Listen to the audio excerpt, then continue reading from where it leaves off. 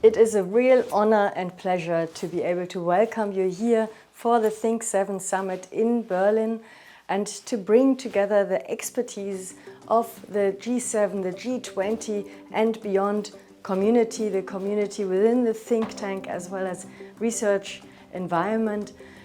We will look into the multiple crises that our world is going through. How do we end the pandemic? How do we reflect on a geopolitical order that is shattered at the moment? Definitely discuss about the impact of G7 and G20 on youth.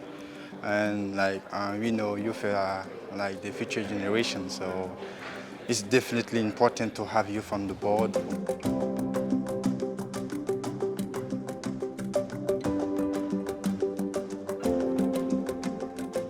We are expecting from the G7 summit that the G7 heads and states of government are going to come together to find good, actionable solutions.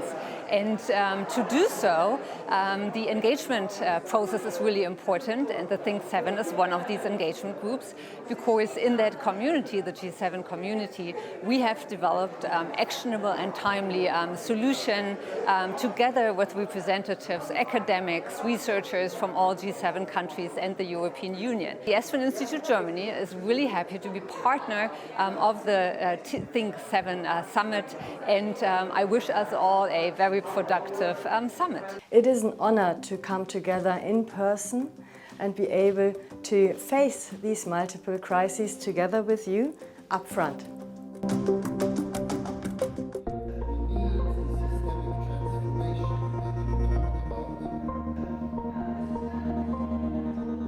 This is turning out to be an extremely important G7 summit. The reason is that we are coming into a new world order, and what the definition of this world order is now being decided. And to be involved in these decisions, there is a broad understanding that we should not define this as the West versus the rest, or the rich versus the poor, or the North versus the South, but rather have a much finer division between those who observe the rule of law and those who don't, those who are willing to constrain their power for the public good and those who are not willing to do so. And that, I believe, would be terribly important for the future of this world geopolitically and for the planet as a whole.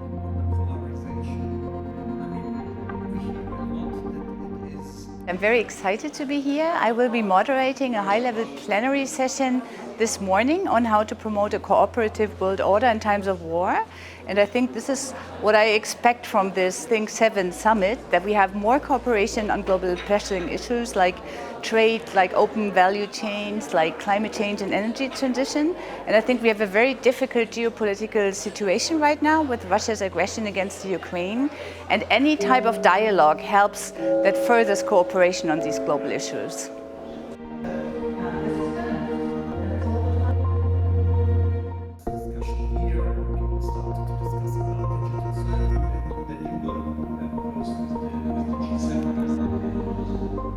I think what the sessions this morning have shown is that the problems that the G7 are facing are global problems, and that some of the most important consequences of the Russian invasion of Ukraine fall upon non-G7 countries and cause some great hardships in the developing world. And so part of the task, or really the need of the G7, is to take into account the global consequences of these actions, of the invasion, the energy and food crisis, the health crisis, and try to lead in a global effort to address these problems. The Think7 Summit today and tomorrow here in Berlin is the absolute highlight of our Think7 process. The process had started already in January with our Inception conference. Since then, more than 200 researchers have worked to produce 70 policy briefs and issue papers to produce research-based policy recommendations for the G7. And the Think7 Summit is a great opportunity to bring everyone together, government representatives, academics, civil society representatives, to discuss the key policy recommendations of the Think7 task forces that they give towards the G7.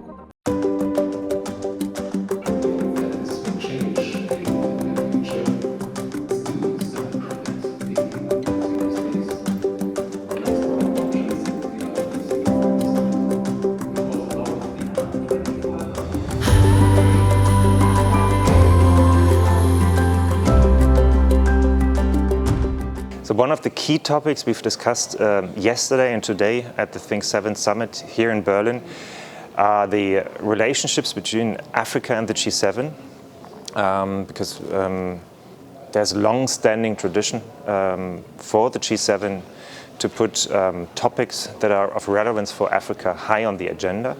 And obviously this year the African countries are facing multiple crises. They are still struggling with the repercussions of the COVID-19 pandemic. And now they are struggling with a triple crisis as a result of the war in Ukraine with regard to food, access to food and food prices, with regard to still the health crisis, and now also a mounting debt crisis. And but interestingly, at the discussions today at the Think7 Summit, also involving experts from Africa, from the continent, we learned that there are many initiatives underway on the continent, like the African Free Trade Area and other initiatives on the continent, that show that there are a lot of ideas among African countries how to solve African problems, and that was very encouraging. And I think one of the key initiatives for the G7 is to support those continental strategies.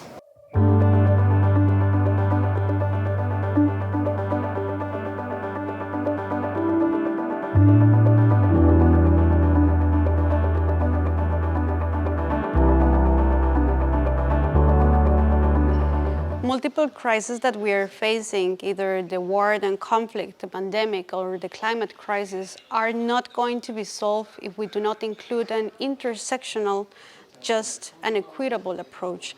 And that means listening, and not only listening, but integrating the different voices of those communities that are in the front lines of those discussions.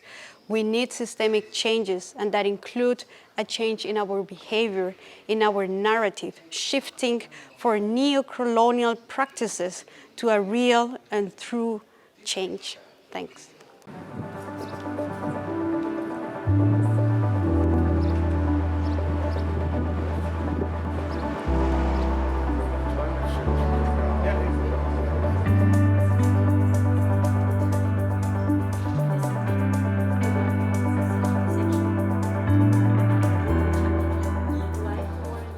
So it's wonderful that so many states are adopting a feminist foreign policy, and I really welcome that. But I would want to encourage them to go further and to go well beyond issues of representation and having more elite women at the tables. I think we need to ask really fundamental questions about foreign policy and domestic policy right across the board. We really need to be looking at things like who benefits from these policies, who is made more secure or less secure, and how can we change some really deep structural things, really fundamental aspects of policy to make the world a more equal place. We need to continue having discussions on how to tackle structural inequalities with transformative approaches, with intersectional approaches, and with human rights-based approaches in foreign and development policies. So we need feminist foreign policies, and we don't only need discussions, but we need to start implementing and acting now.